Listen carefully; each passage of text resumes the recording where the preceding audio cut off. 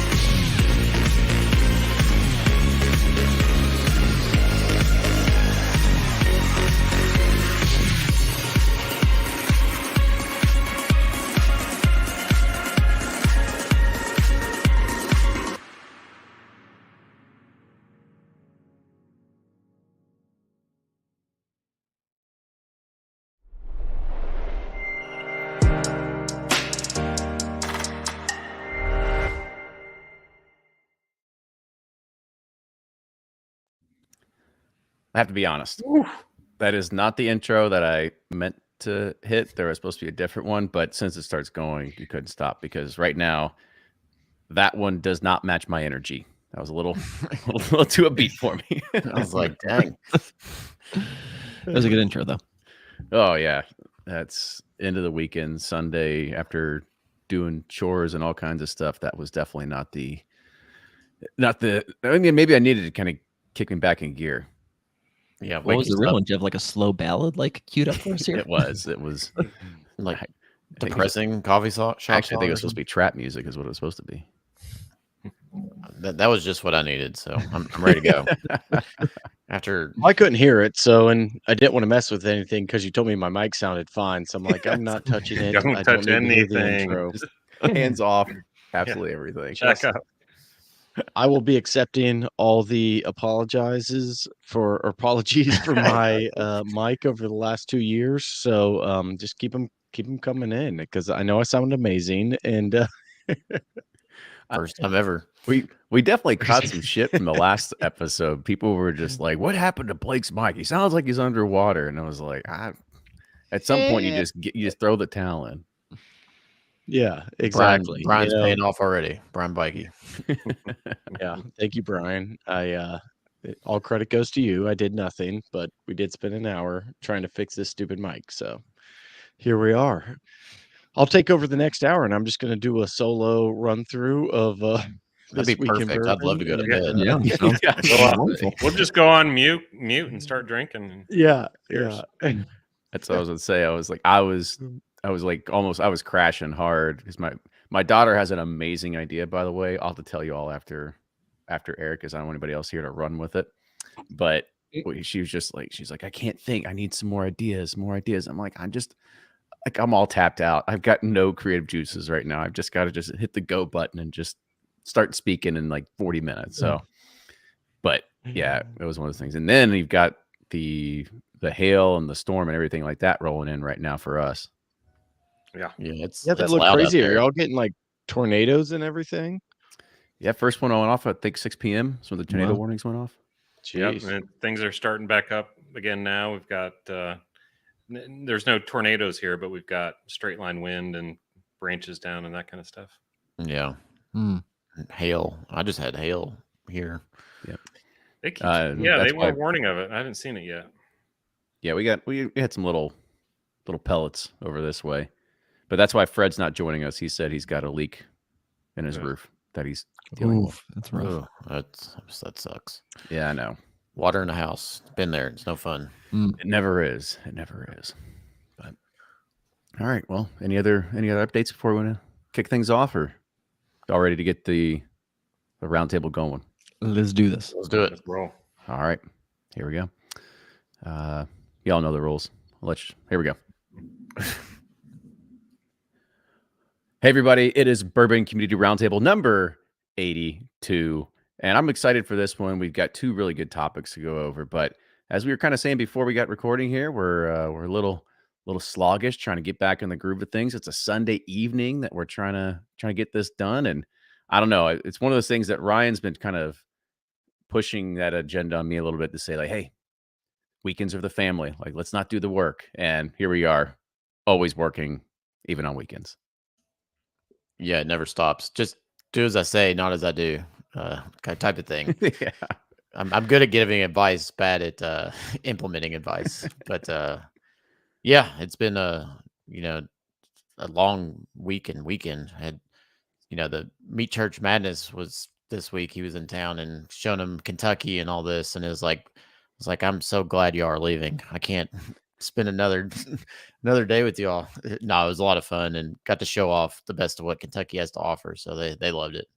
That's one of those things that maybe we take for granted, always being here, because between at least the three of us on the top here, between Ryan, myself, and Brian, there's something going on with bourbon literally every single week. You're getting invited to something and you turn down 90% of all that sort of stuff. But when somebody comes in, they're going to jam pack 3 days worth of stuff. And you're going like, can we just do this over the span of 3 months or something? Like, I don't need to do all this. I haven't seen I've seen this Rick House 50 times before. I don't need to go again.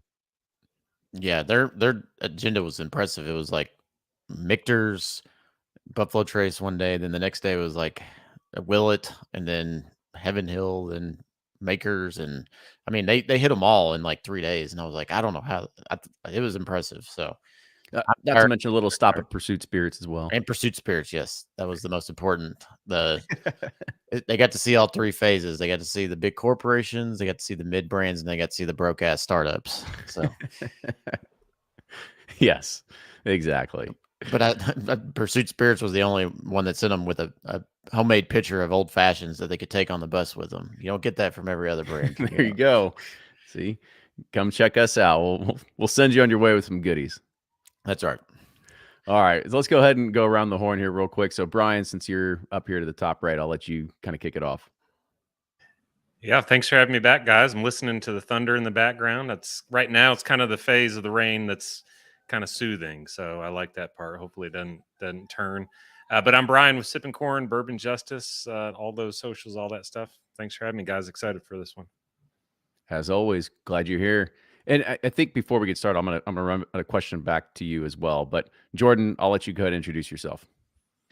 Yeah, thanks for having us. Jordan, one of the three guys from breakingbourbon.com. As always, a pleasure to be here. Looking forward to a good chat. Oh, yes. We're glad to have you back. Yeah, missed you guys. It's been a while. It has. And Blake with the new microphone. Welcome back, finally. Technically still the same microphone, just somebody that can actually connect it to my laptop. So yes, it is it's good to be back. I don't mind screwing things up. I don't like to continuously screw things up. So I'm glad we got this one fixed. And yeah, thank you, Brian Bikey, for the help here. But I'm Blake from Sealbox and Bourboner. Always fun to be on here, and look forward to a good show. It seemed like you were perfectly fine with it still messing up. It took Well, forever. it's once it's done, I like to say, I don't like it being messed up. Really, I'm like, screw it, whatever. I hear you.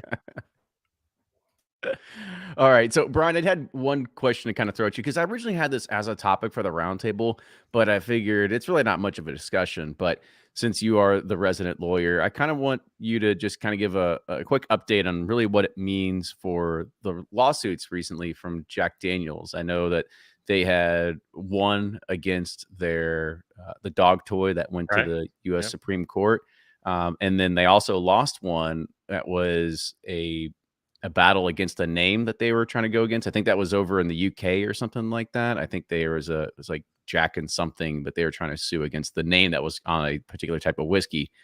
If you're not familiar with that one, but Yeah, I know don't you, know that one. Yeah, well, I'll have to look that one up for sure. I'll send it to you. But anyway, Yeah. if you want to kind of just go over just to highlight the dog toy in the U.S. Supreme Court, really kind of what this means and sort of like what the precedent sets for things going in the future. I think it'd be really good to know. Yeah, so this one, I guess we talked briefly about it maybe 2 months ago or so, because this is a case, a dog chew toy and whiskey fight goes to the United States Supreme Court, where they're deciding, these monumentally important cases of civil rights and other rights that we have under our Constitution. And that same court's dealing with a fight between these folks who make squeaky toys with poop jokes on them, who were sued by Jack Daniels because they made a squeaky toy that was in the exact same shape as a Jack Daniels bottle. And instead of saying things like old number 7, it said something about number 2, and all these jokes about basically bathroom humor type things. And they do it for other brands too. So they had one that played on Budweiser that they called Butt Wiper. They had another one that was Corona, and they had some play on that. So they went straight to this 11-year-old boy humor on all these brands. And as we're sitting here chuckling in the background, we're like, as we're sitting like, yeah, that's pretty funny, right? Shows how mature we are.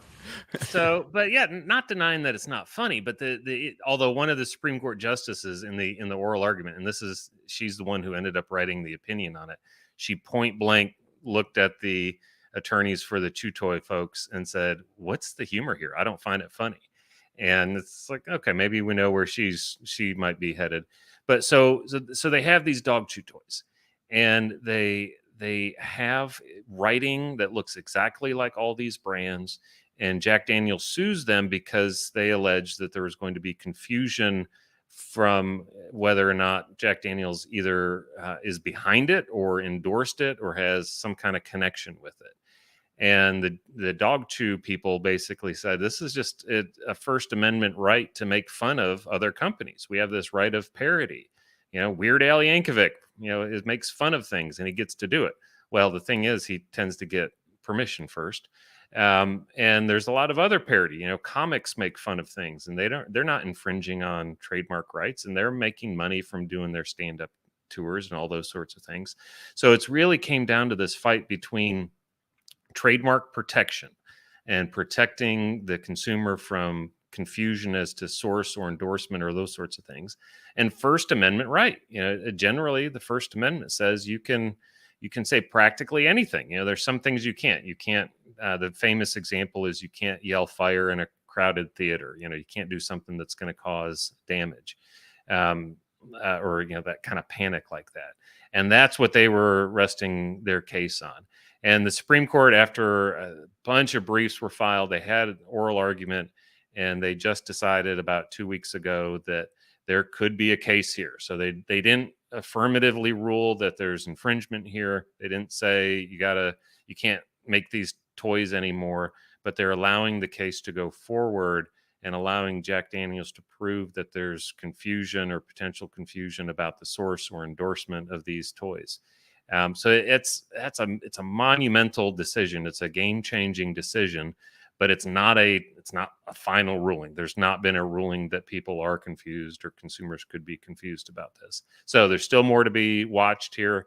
Maybe there'll be a settlement. Maybe they'll pull the old number 2 squeaky toy and do the other ones and hope that they don't get sued by those folks. But there's definitely more to be seen here. Okay, so I thought the Supreme Court sided with them, and they basically said they got to pull them off the market or something like that. So that's not the case. Well, not quite the case yet. What they really ruled is that Jack Daniels can go ahead and try to prove confusion now, and I think they have a pretty good case on that because of the way it looks and the words that they're using. Not that Jack Daniels is in the business of making their own chew toys. That's not really the issue. But you can't imply that someone has endorsed your product, and that's kind of what they're doing here by being so close to it. The other thing that Jack Daniels argued is that they need to protect their brand in particular because it's alcohol, and they have a social and kind of moral responsibility to not kind of make fun of alcohol, not have a toy that a kid's going to be playing with. They want to keep it they want to keep it to alcohol, not keep it to things that you make jokes about with kids. So they had a couple arguments going into it. So there's definitely more to be seen here. Would this set this off to say, okay, well, if Jack Daniels wins, so on and so forth, and they say, okay, we'll no longer make this, is Budweiser and all these other brands going to follow suit? Yeah, I would think so. So that's where it could really come in is they start getting sued by Budweiser, they get sued by whoever owns Corona these days, which actually might be Budweiser. But their business model is in trouble, I think. I think just from getting buried by all of these big companies that'll be suing them, because if they can show confusion, then they've got a claim. And I think it'll open up the floodgates, and that's probably what'll put them out of business. Interesting. I think Ryan and I, we talked about this on a This Week in Bourbon episode, and I've been to like a local dog park, whatever, gathering. They have little vendors set up, and I remember there being other little toys there. And I think somebody else in the comments said they've seen them before, something like Puppy Van Tinkle and some other stuff. And it's just, I don't know, these people that would probably sell it on Etsy.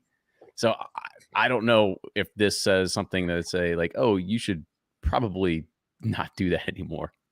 Yeah, and it's just like the people, at an art fair. If you're in a college town, they're going to have, whatever your local college is, they're going to have logoed sweatshirts and stuff that they've embroidered or whatever they're doing with it. That's technically illegal. You need a license to do that because you're going to be putting a trademark protected logo onto those shirts.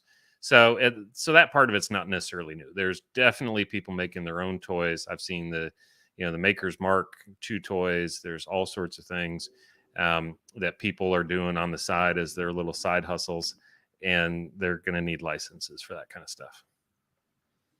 All right, there you go. There's your legal advice for Bourbon Community Roundtable number 82. Perfect. Well, let's go ahead and jump into this. And this is something, again, something that, we had talked about it on This Week in Bourbon between Ryan and I, and not to this extent, but this really kind of jumped off the page for me when everybody started going crazy over the new Weller line, which is the Emmer wheat and all these other kind of crazy yeast strains they're going to be coming out with. And I believe it was bottled at a relatively low proof, maybe 94 or something like that, and had a price tag of $500. And that kind of just got me thinking. And that's just looking at this general, as a consumer, as somebody who's been around bourbon for a while, as a lot of us that are listening to this, you're whiskey enthusiast, and to start thinking to ourselves, like, does bourbon really need $500 bottles? And I put this to, I want to kind of take it in a few different ways, and I'll kind of open up to the floor here. But, I want to look at this from, as a consumer, is this something that we really want or we need? Is this something that, as a category, like, this is good for it because it kind of puts us up there in an upper echelon and makes us be a little more, I guess you could say, in the same conversation as Scotch and high-end Macallans and stuff like that? Or is this just something that's like, hey, it's, you're trying to just make a dime off of a big boom right now, and that's probably not the way to do it. So I kind of want to get some thoughts, and I know I kind of opened up a few different topics, but whoever wants to jump in first. Looks like Jordan unmiked first, so Jordan, jump in with it. Boom, hit that buzzer quick. So I've been thinking about this a lot over the past few hours when you raised the question, and this answer is probably going to piss off a lot of folks. As a consumer, do I want to see $500 whiskeys? No. Does the industry need it? Yes. And so here's my logic with this, right? So there's going to be some brands that just do cash grabs. So I can think of some Kentucky Owl releases, right? Which are just not justifiable. They'll throw out a huge price tag. And then I think of others like Barrel Bourbon that have done their good, better, best model, right? With their great gold label, grade label, standard label.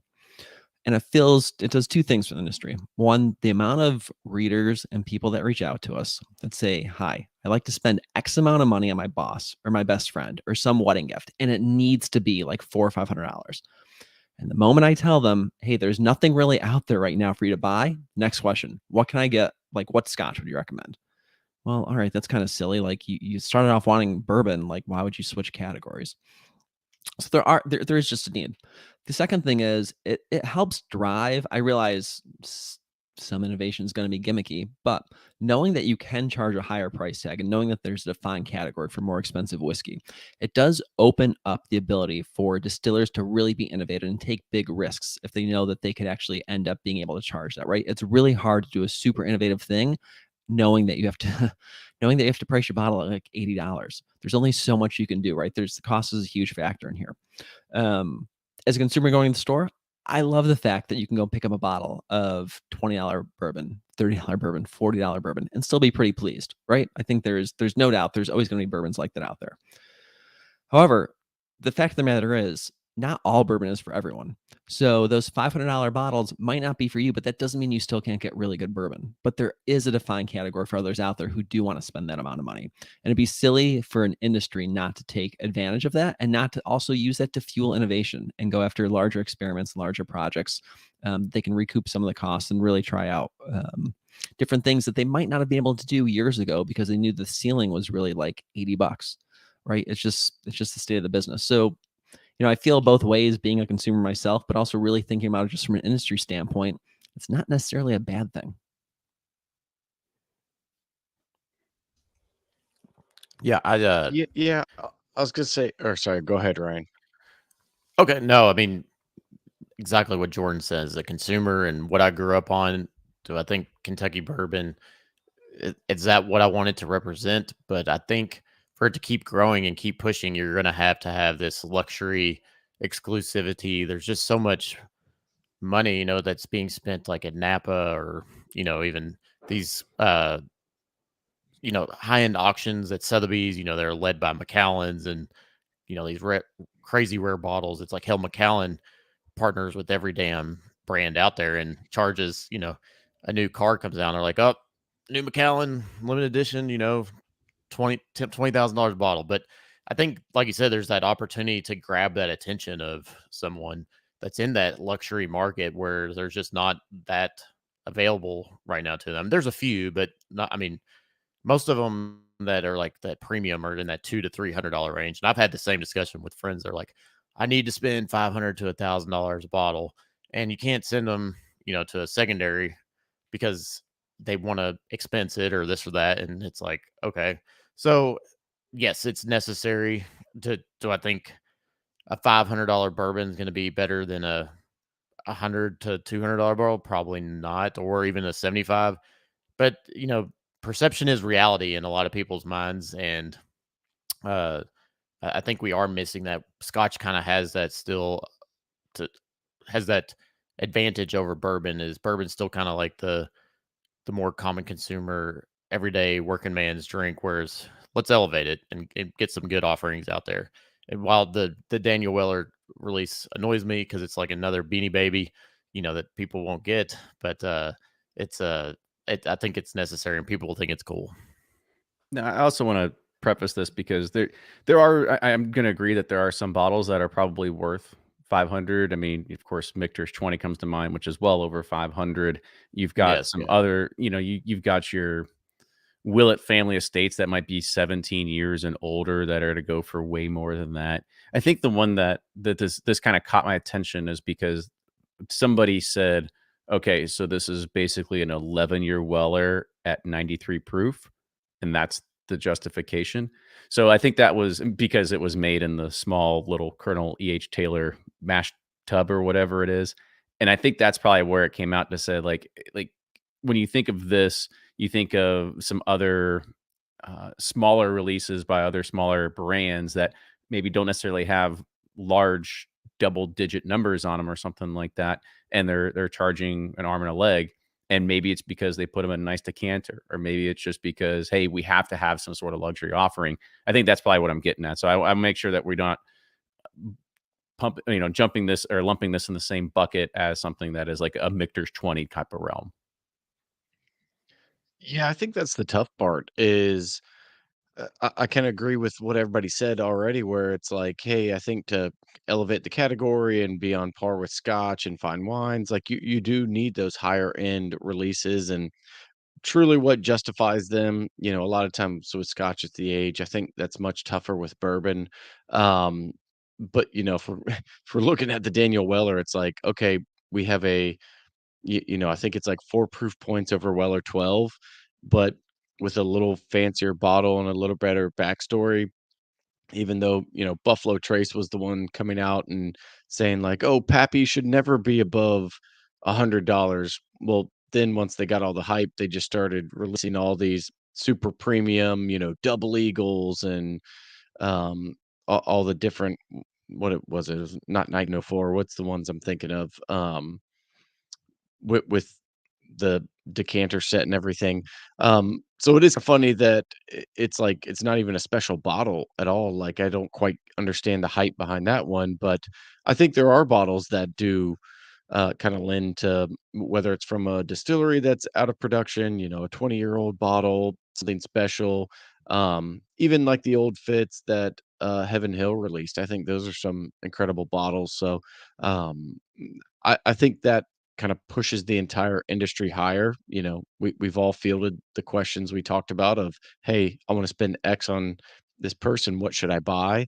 Um, but within that, I think it's probably important to kind of call out the bad actors of bottles that are just, it's like, no, this isn't special at all. You just do a super expensive price tag on it. And it's the same thing that you're also selling for, $30, $40. So I think it's tricky once you start getting into that because brands get greedy, brands want more money, and I get it to an extent.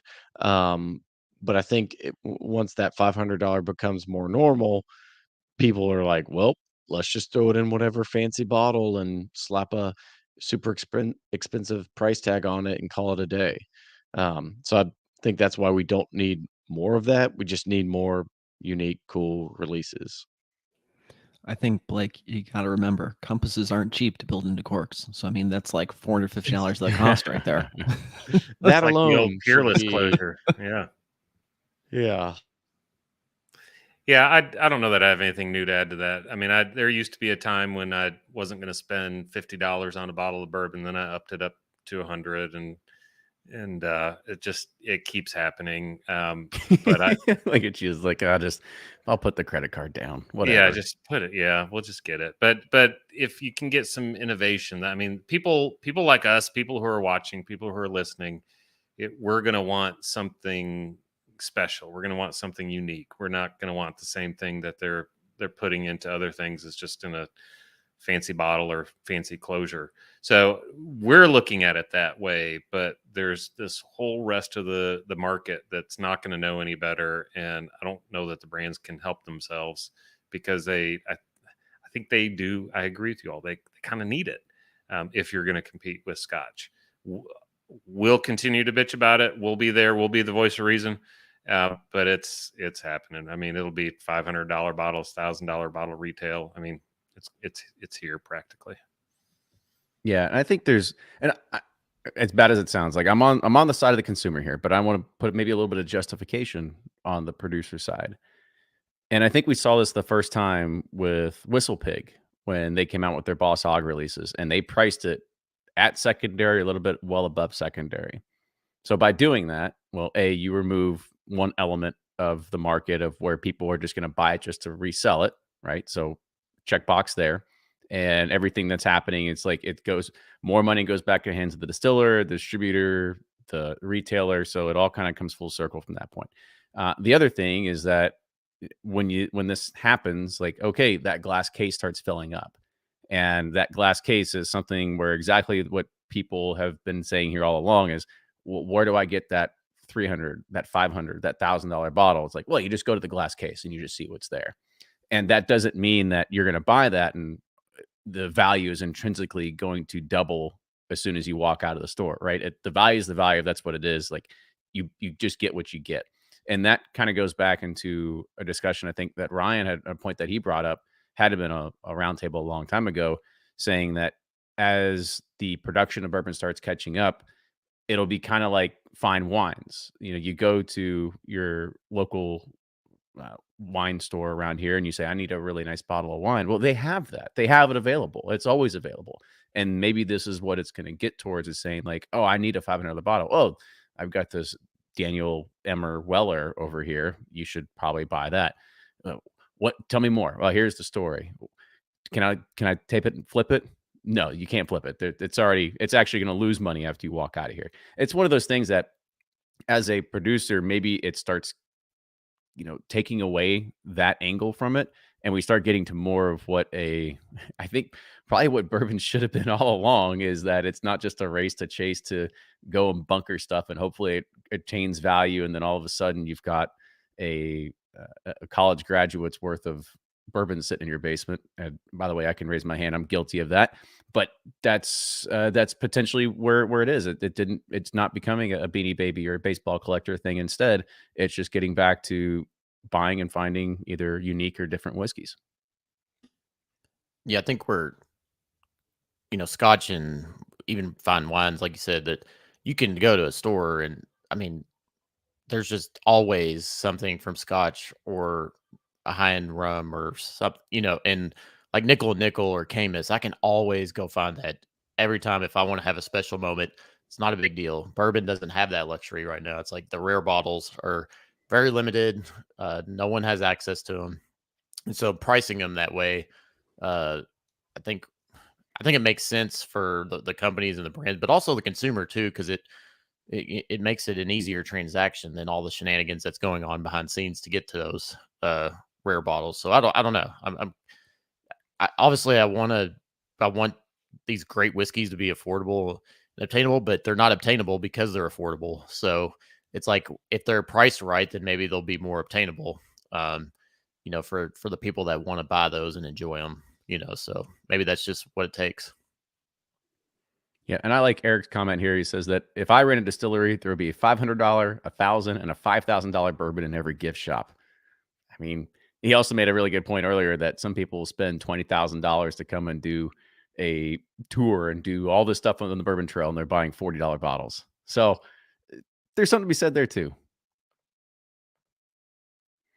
All right. Any other thoughts before we move on to the next topic here? I'm just glad I have bourbon in my closet behind me. Is it enough to pay for your daughter's college graduation? I might do all right in that. Well, he still got those Wild Turkey diamonds stocked up somewhere, so that's going to pay for at least. Man, when those turn in the market, I'm ready. I've got the market cornered. Ready to go. That's what's in his glass case, the diamonds. Actually, yeah, Coming over for diamond, guys. All right. So this next topic, this is something that I looked at it, and this is all, it actually just spawned because of the Four Roses. They call it a brand relaunch, but really it was the new tasting kits that are coming out where you get to have all of the 10 recipes that we all know that makes up their flagship blend, that makes up their small batch and very small batch, and all, of course, their limited editions every single year. And as a bourbon enthusiast and a whiskey geek, this is something that you only get a chance to do if you do a single barrel selection. You get to go there and they'll put, I mean, if you're lucky, you have all 10 recipes there on one day. You'll have them on your little wheel in front of you, the Lazy Susan. and you get to try them all, and that's where you get to choose your single barrel that speaks to you. And I think the one thing that I think we could say that it's special about us is we've been able to do this multiple times, and so every time you go back, you just don't always choose OESK. There's always something else that might be speaking to you that day. Now, this is something that I saw, and I said, okay. And this, Ryan and I, we talked about it. We said this is something that like Four Roses should do all the time. I know it's gift shop only right now, and it's supposed to be just limited edition, but this is something that should probably be in their gift shop like 24/7, and I'm sure it'll sell out relatively quickly. And it kind of got me thinking, because I think it was two roundtables ago we started talking about, well, our single rickhouse bottling is going to be the next big thing. And I go, well, that could be the next big thing, because you could do those at scale because you can get bottles out to a lot of places. But doing tasting kits takes a lot more effort to kind of put together. Maybe it's a holiday gift that you put together for, shopping for loved ones and at the end of the year. But how cool would it be to go and have all the different recipes and mash bills from Heaven Hill and Jim Beam? And, you think of even smaller places, like what's it going to take? Even Pursuit United, you have all three of the individual components plus the blend to kind of see how the blend comes together. So do you think this could start a new trend where we'll see other distilleries start hopping on board to do this sort of thing as well? I hope it does. So, and I think taking it even broader, right? I think what Four Roses is doing is awesome. Limited edition experience. I'm guarantee you, like you said, Kenny, they'll open it up to be a year-round type thing in the future, right? But like taking it a step farther, I think it doesn't need to be limited, or it doesn't need to be special bourbons or ryes or American malts they're putting in there. It can just be everything. The number of times we'll use like Old Forester, right? The number of times people are like, well, is 1910 better or 1920? I can only buy one bottle. And I thought to myself, why do they not have like a 200 milliliter, 3 or 4 just like sample kit out there at all times in the stores, right? And then like, why doesn't Wild Turkey do that with their stuff? Or just have it doesn't need to be anything special. It could just be your core basic components. Like let consumers figure out really quickly what they like and hone in on that palate. And I'd love to see the tasting quote unquote kit experience really like take off. If this kickstarts the industry into doing this more, not only with special editions, but just with everyday releases, I think that's fantastic, right? Because it's really hard when consumers are starting off. And again, I say this almost every time I'm on the show, everyone listening, us ourselves, we're not your typical consumer, right? We make up a very, very, very small percentage of the overall bourbon market. And so when you talk to folks, they can only have 1 or 2 bottles of bourbon at a given time in their house, right? That's all they like to keep. Anything more is just excessive in their book. So it's hard to recommend like, well, try this. And if you don't like it after you drink it in like a month or two, go try this bottle instead. So to have a tasting experience at home at all times for different brands, fantastic idea. Yeah, I love this. I thought it was brilliant, and I hope it's a sign that like maybe that with this kit, that in the future with expansions and this and that those recipes will be available as single barrels like out in the market, where people can buy those, not just getting a single barrel selection that you'll be able to go to to stores and buy those that were picked by Four Roses, but they'll be out in the market, because the Four Roses single barrels are one of the funnest, most fun, interesting expressions out there, but you can't ever find them anymore. But this would be a cool kit to find that and find which recipes you like. And then if you can go to the store and find the single barrels that have the the recipe, like, I think it's great. I mean, so many brands could do this. Willet could do it. They have 6 different mash bills. Um, I love that high rye mash bill, but they don't have any offerings um that are just that. They're all blends and stuff. But I think it would just show like these companies like, okay, these are what consumers are gravitating towards. They're really picking this one, then they can kind of pick the products that they're going to invest in the future. I think it's just a brilliant idea, and I'm like you, Jordan. I don't know why they should be there all the time. I think it should be a staple. Staple for everyone except MGP. That'd be hilarious. That's right. I'm glad I kind of have a counter opinion here. I think it'll never happen, to be honest. I think Four Roses is the only one where it is really interesting. And otherwise, like with these smaller bottles, the glass cost in a 200 ml to a 750 is about the exact same. The labor cost may be even more to do it. So now you're having to charge way higher. And I mean, we run into it a lot on Sealbox with just the random unique brands. People always say, "Oh man, I wish they came in a sample pack or 200." And every time we go and sell it like that, people are, "Nah, no, I'll wait to see what other bottle comes along." So I think Four Roses kind of the exception because that's been talked about for so long with the 10 unique recipes. Really, I think when we talk about, man, I wish it was in a smaller format, it's just a wish that we could all get a rare and limited bottle instead. Like, man, I wish Stag came in a 200 ml, there'd be more to go around. I just don't see people buying it as much, and I think it's kinda counterintuitive, but I just think brands will, they wanna get the bottle in your hands, they want you to drink it, they want you to come back and buy another one. They're not necessarily inclined on making us consumers happy or kinda enthusiast happy. Like, they want the guy who's gonna buy Wild Turkey 101, 175, and then buy the same thing 2 weeks later. Um, so while I was more excited than any other bourbon news this year to see that Four Roses was releasing this, I think that's incredible. I mean, I feel like I've participated in, the unofficial version of them enough with a bunch of groups and stuff over the years. I think it's great, but realistically, I just think it's too much of a nightmare from, it's got to be bottled, it's got to be shipped, it's got to be on a shelf and take up more shelf space.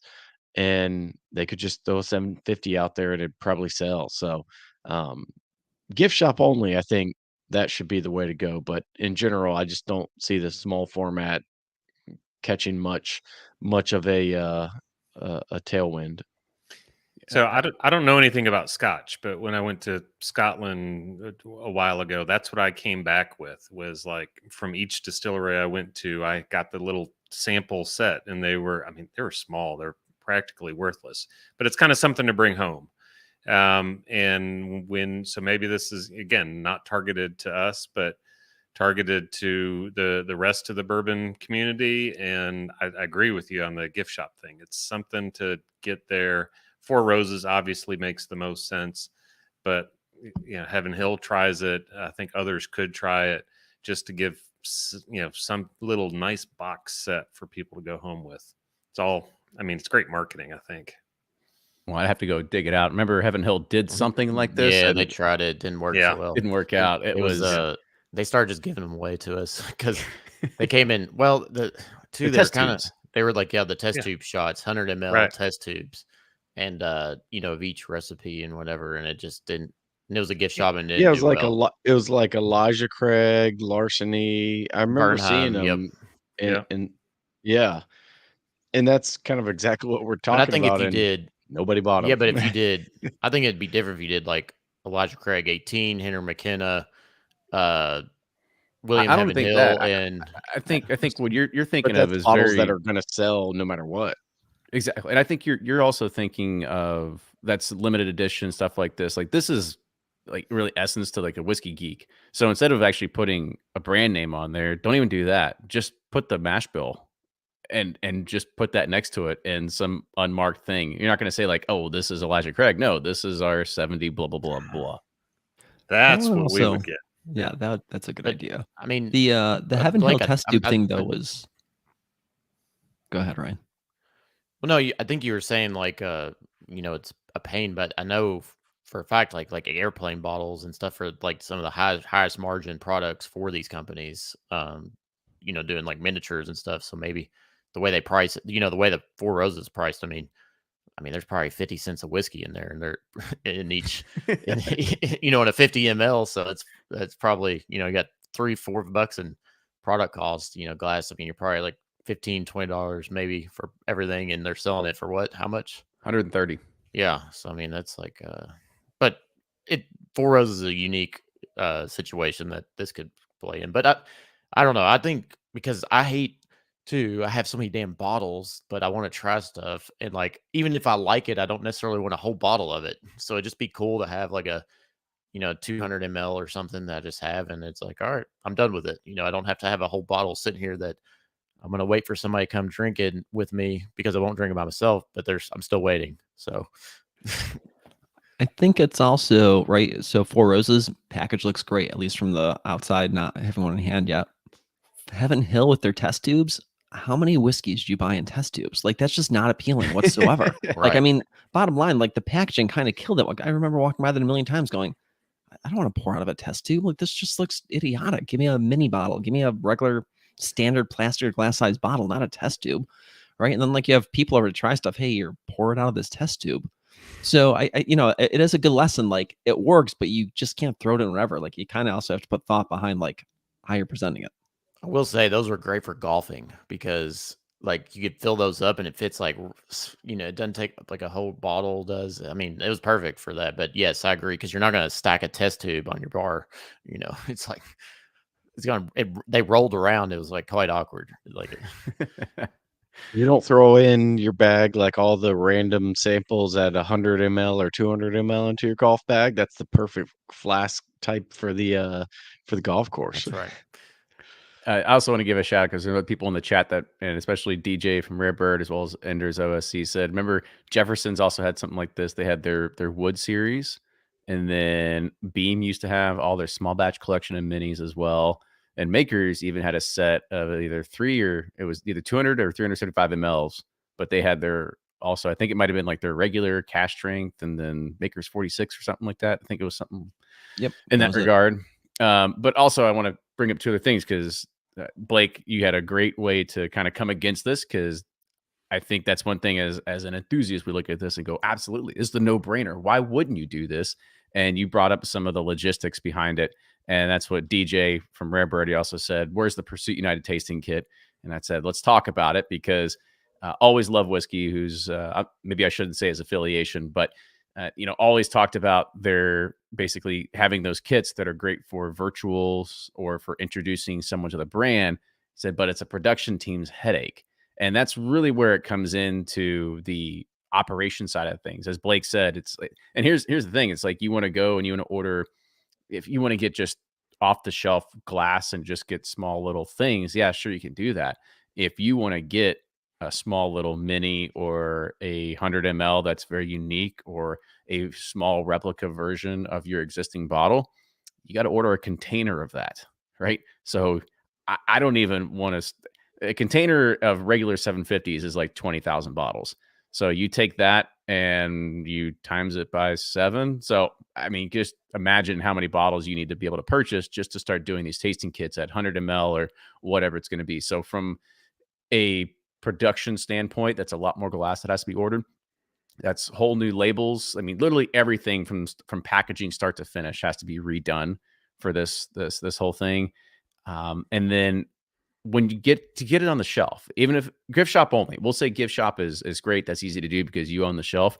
Beyond that, to get it to distribution, that's a whole other animal because this is going to take up probably 2 or 3 spots that would probably be on a shelf, not necessarily just what a 750 would take up. So therefore, you're making a retailer make a choice of whether they're going to sell this or whether they're going to or case stack it, or is this going to sell? Is it not going to sell? So there was definitely a lot of factors that go to play in just from a pipeline and production standpoint of where do you get, how do you finally get it to the end consumer? And if it's outside of the gift shop, that's a much larger story and more of a pain point to go through as well. Although, does that change as shipping laws slowly start to morph? And I think more distilleries are going to be able to ship out in the coming years. Does that change your viewpoint, Kenny? Right, especially if you could do like a brand starter pack or a brand sample pack, and maybe they even throw in like one bottle that's like special, so it gets people to purchase it even if they taste everything in the past. Yeah, you're right. And as selfishly as somebody that also owns a brand, we'd love for you just to buy all of our products in 750s. Like that's honestly what we'd rather have you do. I'm sure you would. I'm sure everyone would, right? But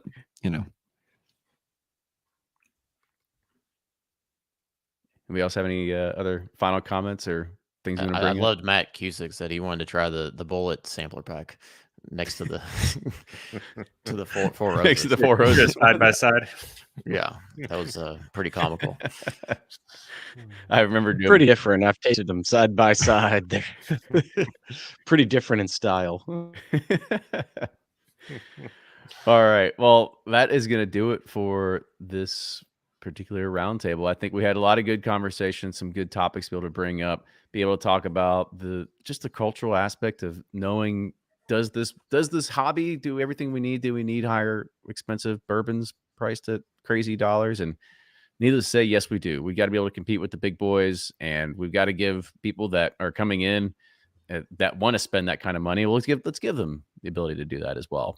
And then I think we also brought up some good points about the sample kits, tasting kits, whatever it's going to be, and either whether that's a way to help people introduce yourselves to a brand, or if it's just like, well, that's just going to be way too much logistical effort. So we'll kind of see what that's going to happen. I think this is all going to kind of come full circle.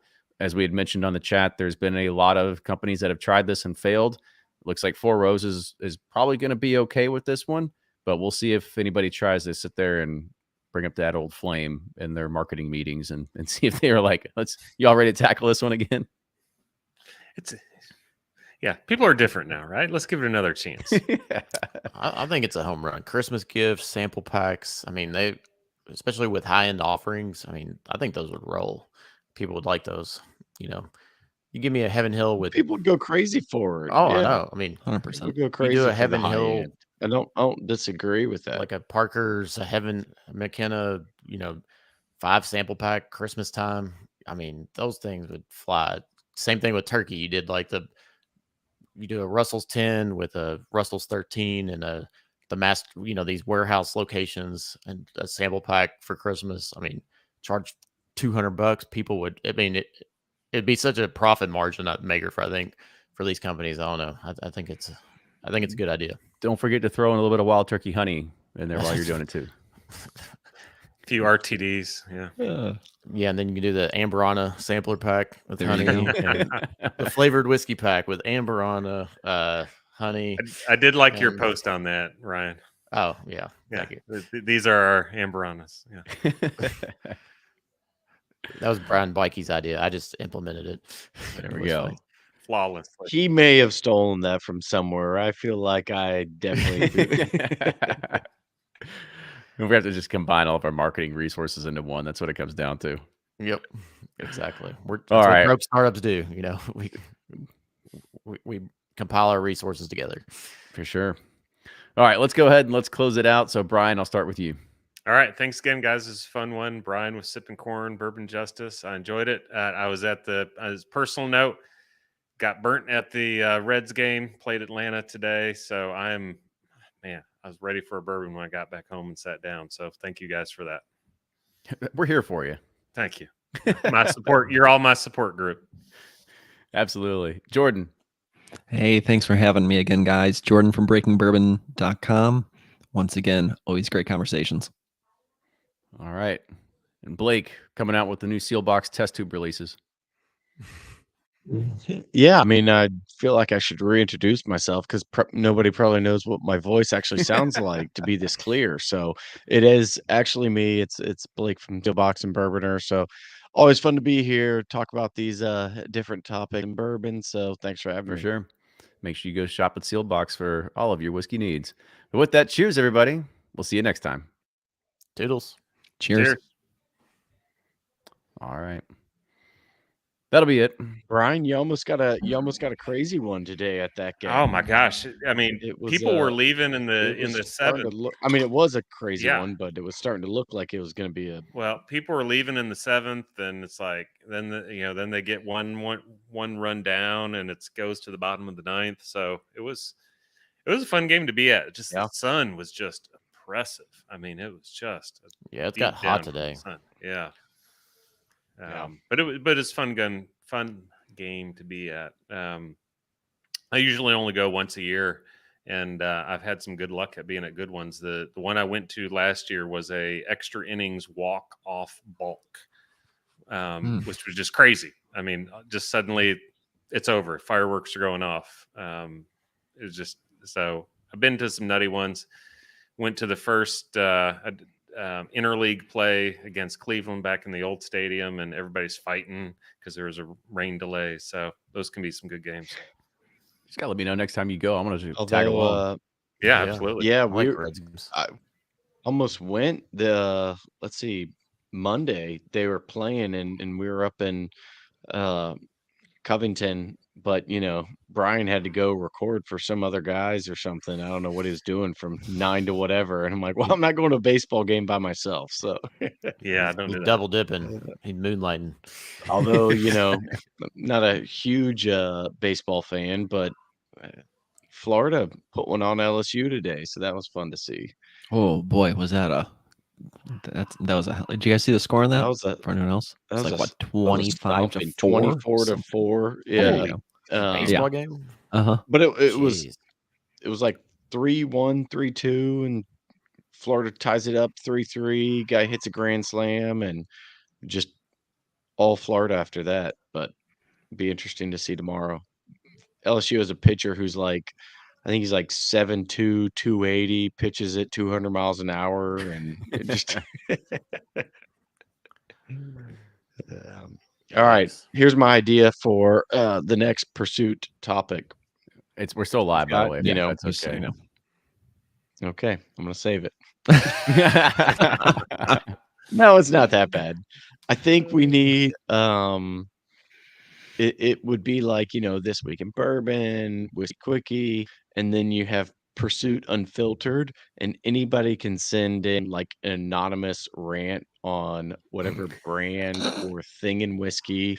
Pursuit Unfiltered, I'm sorry, but it's just 5 minutes of somebody just voice what do you call it when they like change your voice up and Like your microphone used to be. yeah, it's like the Like those yeah, old yeah, the muffled Dateline voice. things. It's like, texture. Yeah, it's basically Yeah, like like on how I Dateline or sounded on something. all previous episodes and just going off for 5 minutes about this or that. And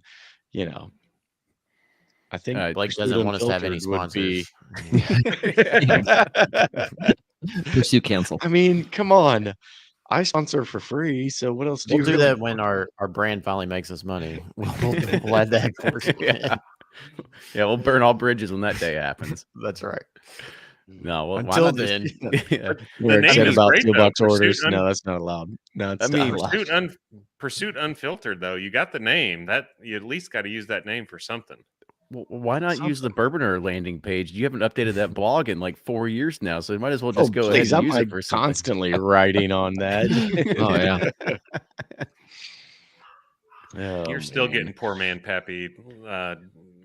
Yeah, it's stuff funny. going I on. like I mean, go on there why every write once in a something while new when and you got that genius? Just ride it out. that genius that you didn't trademark, didn't profit off of, didn't. The only thing I got from that was getting yelled at by dudes on the internet claiming that I wasn't the one who wrote it first. I'm like, well, I mean, a simple Google search would show that, yeah, I didn't come up with the blend, and I was pretty apparent about that, or transparent about that. I wonder. The fun. Do you think we burned any bridges with the Amberana stuff? I mean, No, what, I Blake's probably mad at us. no, I Brazilian would Amberana make is what it potatoes. is. Like it's some are great, some are mediocre. It has its category. I think well, that's what I told Brian. What I said at every tasting, we should just ask whoever we're tasting with. Now, is this the Amberana? Is this one the Amberana? Freaking stealing my material. That's the benefit of being in the same city as him. Yeah, We just get all his ideas. no, it's I mean, I think it is.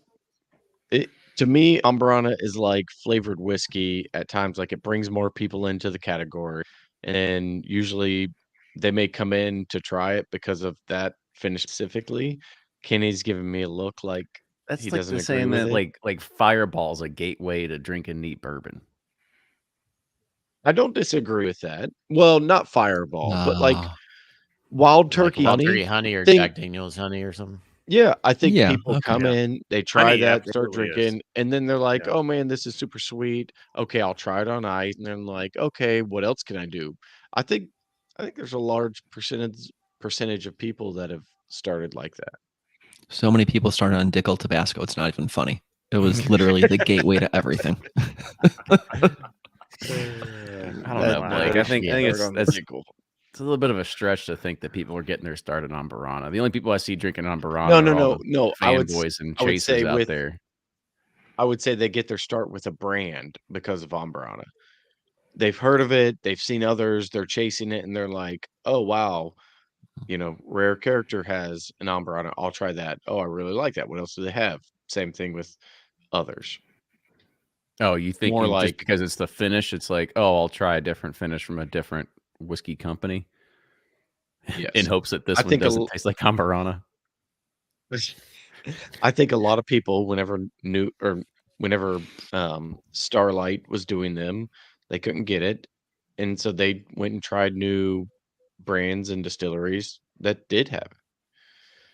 It's my uneducated assumption, but Mm-hmm.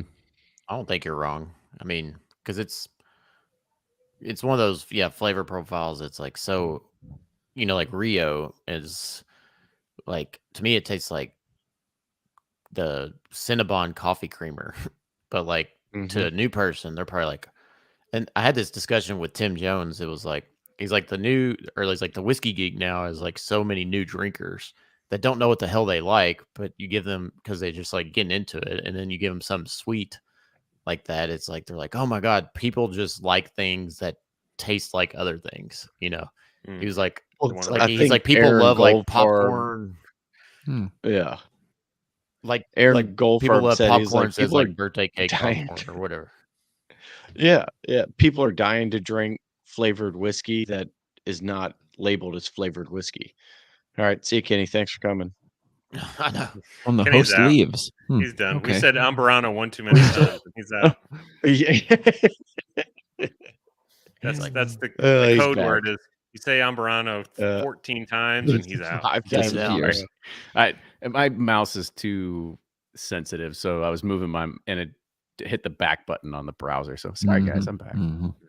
Jeez, Yeah, tell you but what. I kind of Freaking you're probably right, amateur Blake. hour. That it gets people trying it, and they're like, "Ooh, this is sweet, approachable, smooth," and then hopefully they're like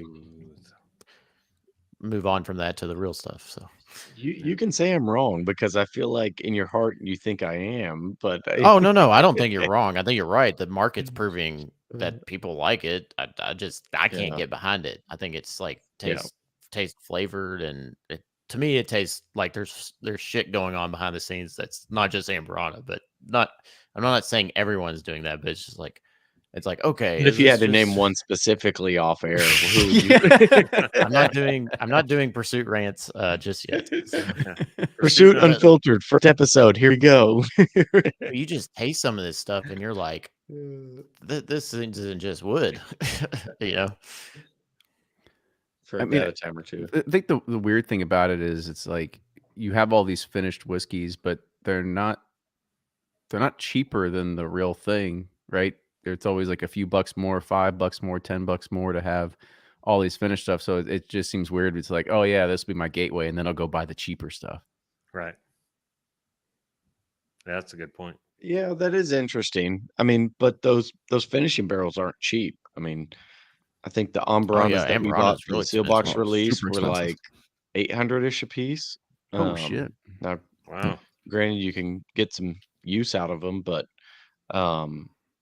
yeah, it's not a cheap thing to just say like, oh yeah, let's bring it in and test it out. I guess I relate it to like flavored vodkas, like vodka just blew up because of like flavored. You had all the different flavors, during the early 2000s. Like truly artificial and. No, I know, but yeah.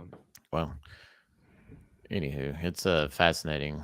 But if it helps grow the category, then I just can't get behind it. But I'm not saying you're wrong if you like it. That's just your thing. So Pursuit United Ambarana coming soon, yeah? Is that what I'm hearing? No? Never.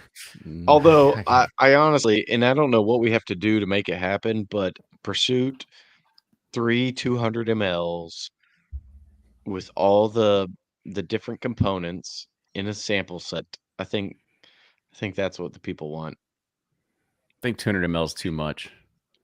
We can get down to 100 ml. Yeah, we can probably do 100 ml. Really?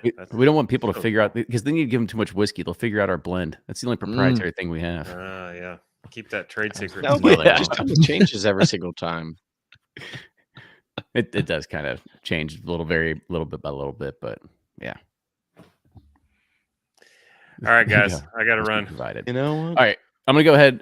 Stay She got here invited. in the broadcast, just so we can get the upload going. So thanks everybody in the chat. Cheers, everybody, and we'll Cheers. see you in Cheers. about a month.